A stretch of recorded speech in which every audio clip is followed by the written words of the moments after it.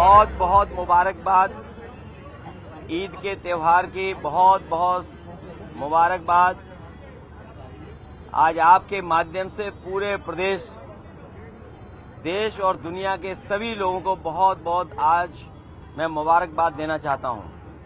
ईद का त्यौहार हम सब खुशी से मनाते हैं, एक दूसरे से गले मिल करके, सिवैयां खा करके, और उम्मीद करते हैं कि जिस तरीके से हम सब गले मिलकर के एक दूसरे का सम्मान करते हैं, एक दूसरे से कैसे हमारे बीच मोहब्बत बढ़े, प्यार बढ़े, लगाव बढ़े, और यही हमारे देश की खूबसूरती है कि जहां पर अलग अलग धर्म के, अलग अलग रास्ते पे चलने वाले लोग सब हम एक साथ मिलकर के रहते हैं। दुनिया में भारत जैसा अच्छा देश, हिंदुस्तान जैसा खूबसूरत देश कहीं नहीं है जहां इतनी जाति धर्म के लोग मिलकर के रहते हैं, त्योहार मनाते हैं, एक दूसरे से खुशियां बांटते हैं। जहां हम एक दूसरे की खुशियों में शामिल होते हैं, वहीं एक दूसरे के दुख तकलीफ में भी शामिल होते हैं। हम एक दूसरे की परेशानियों में एक दूसरे की मदद करते हैं।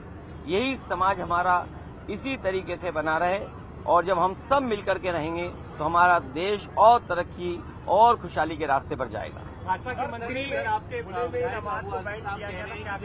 लगाए गए हैं, ये एक अनडिक्लेयर्ड इमरजेंसी है।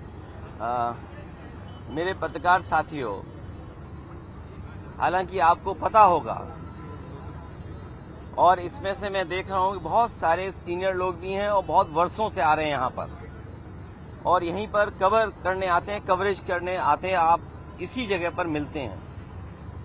कभी इतनी बैरिकेडिंग नहीं होती होगी। जब मैं आज आ रहा था तो जानबूझ करके पुलिस ने मुझे रोका। मैंने जानना चाहा कि भाई क्यों नहीं जाने दे रहे हो। पूरी बैरिकेडिंग लगा करके मुझे आधे घंटे जब बात की तब जाने दिया, बड़ी मुश्किल से, और एक गाड़ी जाने दी। और जब जानना चाहा मैंने कि आखिरकार क्यों ऐसा किया जा रहा है, तो किसी अधिकारी के पास जवाब नहीं था। आखिरकार इसको मैं क्या मानूं, क्या समझूं?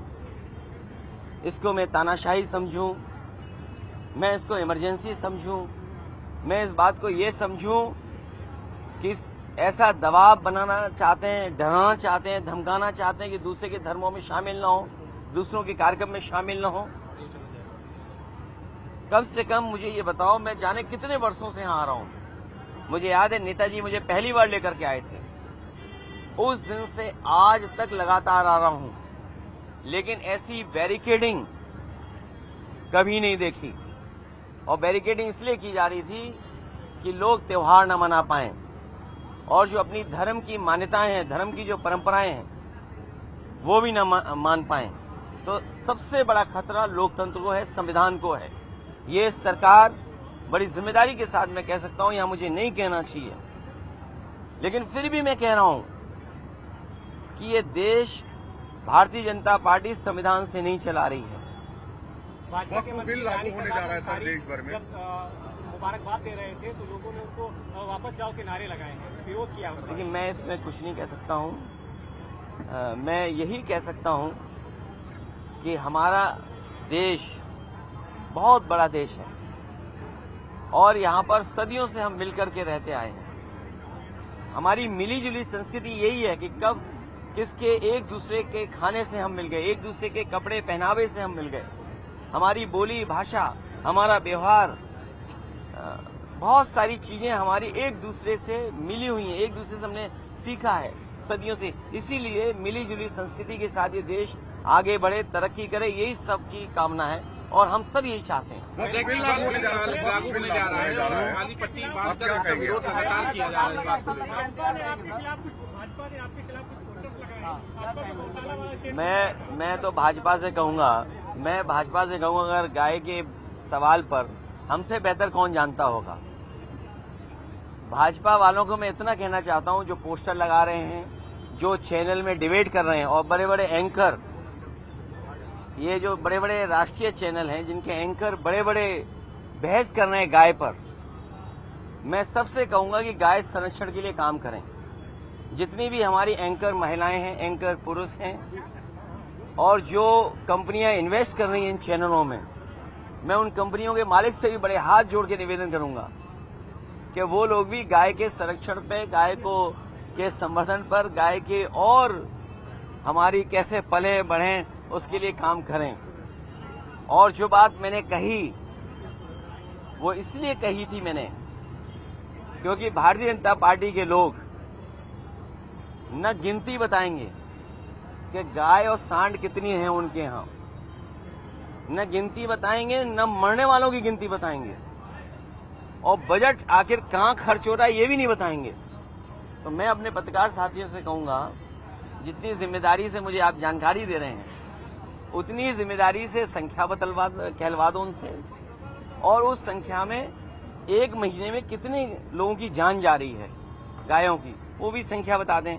और आखिरी में अपनी बात कहता हुआ, ये सब बहस इसलिए भारतीय जनता पार्टी छेड़ती है क्योंकि जो बुनियादी सवाल हैं, किसान की आय दोगुनी होना, नौजवान की नौकरी रोजगार का सवाल, इन्वेस्टमेंट आने का सवाल, महंगाई का सवाल, बिजली महंगी का सवाल, इलाज दवाई है ही नहीं अस्पतालों में, और सबसे बड़ी बात जो छिपाना चाहते हैं वो जो भ्रष्टाचार है, ease of doing corruption, ease of doing and taking commission, ease of doing ghotala, और उनका ही सबसे प्रिय अधिकारी लापता है, भगोड़ा है, साबित हो गया है।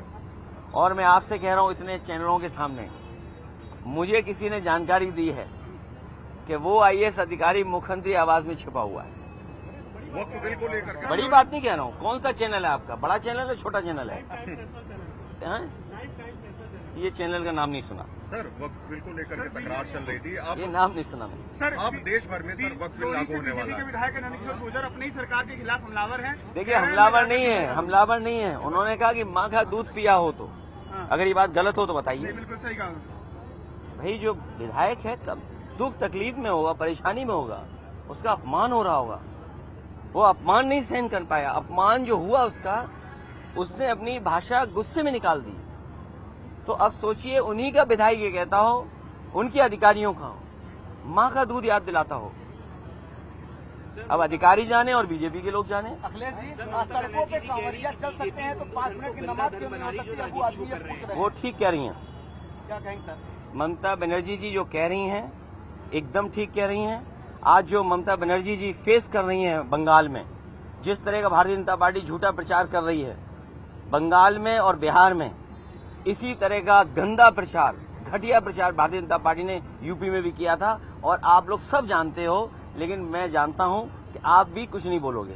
अबू आदमी क्या कहेंगे सर? वो कांवरिया अगर सड़क पे चल सकते हैं तो नमाज 5 मिनट क्यों नहीं हो सकती? उस बहस में मैं नहीं पढ़ना चाहता हूं, लेकिन जो सड़क है, मेरे साथ कौन चलना चाहता है? अभी सोमवार को कौन चलेगा मेरे साथ?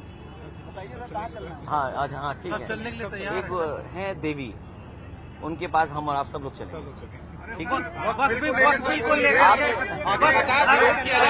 जहाँ ले चलेंगे आपको, हम लोग ले चलेंगे। अगले एक हफ्ते में वक्त बिल लागू होने जा रहा है। वक्त बिल लागू होने जा रहा है। देखिए, भी किया गया था, तो मैं काली विरोध निकाली। ये मैं आपको बताऊं, आप कहाँ के हो? के न्यूज़। अरे नहीं, न्यूज नहीं, यूपी के हो ना। अगर ये प्लॉट लेना चाहेंगे उत्तराखंड में तो इन्हें 250 मीटर का भी प्लॉट नहीं ले सकते ये।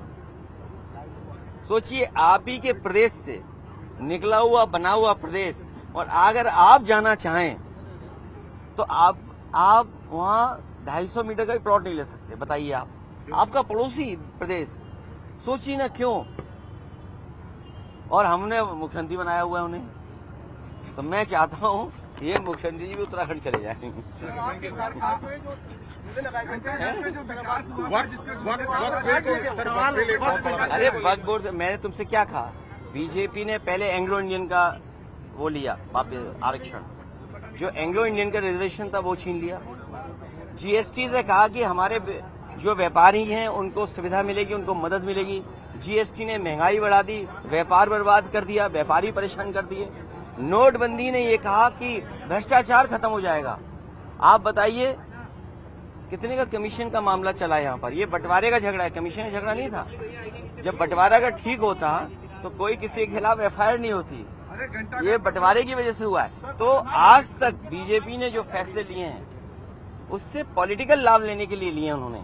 जो मोटी बात ये है, जो फैसले, जो कानून, जो संविधान में परिवर्तन भारतीय जनता पार्टी करती है उससे पॉलिटिकल लाभ लेना चाहती है। उससे भारत का विकास, हिंदुस्तान का विकास नहीं होता। और अगर भारत का, हिंदुस्तान का विकास हो रहा होता, चाहे नोटबंदी के फैसले से, चाहे जीएसटी लागू करने के फैसले से, तो आज हमारे 80 करोड़ लोगों को राशन नहीं देना पड़ता। 80 करोड़ लोगों की आय सरकार नहीं बता पा रही। आप वक्फ बोर्ड की बात कर रहे हैं, बीजेपी वालों से पूछिए कि 80 करोड़ लोग जिन्हें आप राशन दे रहे हो उनकी प्रति व्यक्ति आय क्या है। और आपसे बेहतर कौन जानेगा, कोविड के बाद से आपका वेतन नहीं बढ़ा। कल ही आएगा सर, ये मोदी की वक्फ बोर्ड सर कल आएगा, क्या करेंगे सर आप लोग वहाँ पे? वक्फ बोर्ड ये जो तुम्हें नहीं पता क्या? बस ही नहीं।